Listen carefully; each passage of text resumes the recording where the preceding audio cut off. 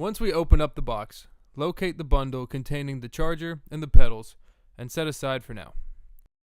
Remove the bike from the box and open the kickstand. Then remove all of the packaging from the bike except for the bubble wrap around the handlebars. As you leave the handlebars hanging, the bubble wrap will protect from scratches. Read the warning label located on the stem of the handlebar, then remove before inserting the stem into the bike. Now remove the rubber cap at the bottom of the handlebar stem. Make sure that the cables are free and not twisted. Then insert the handlebar stem into the bike. Now go ahead and remove the rest of the packing materials from the handlebars.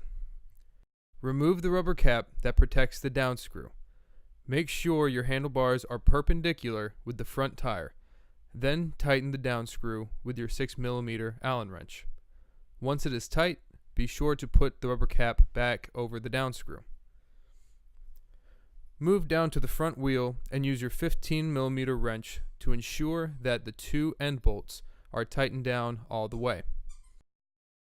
On your way back up the front of your bike, go ahead and tighten down the front headlight. Use your Phillips head screwdriver to secure it upright. Then use the 5mm Allen wrench to tighten the headlight in the center position. To raise or lower the handlebars, loosen the screw on the right side of the handlebar stem using your 6mm Allen wrench. Set the height to your liking, then tighten back down.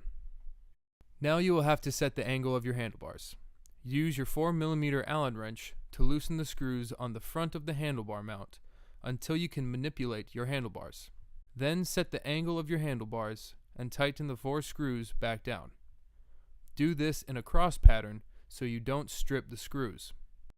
If you need to adjust either the brakes, shifter, throttle, or display screen, use your 4 or 5mm Allen wrench to loosen the screws just enough to adjust and then tighten back down.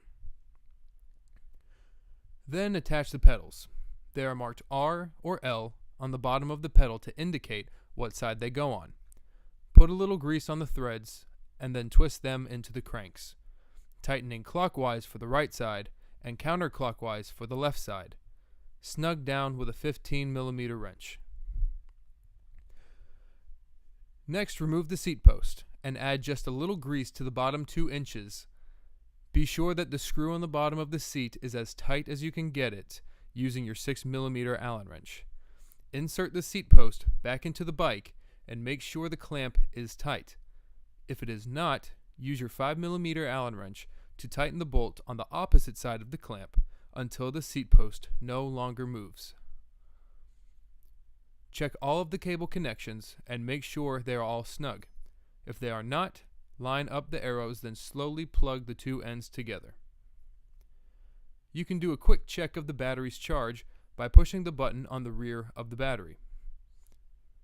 To remove the battery, take the key and insert it into the lock and twist. Then pull the battery backwards out of the rack. To reinstall the battery, just slide it back into the rack and remove the key.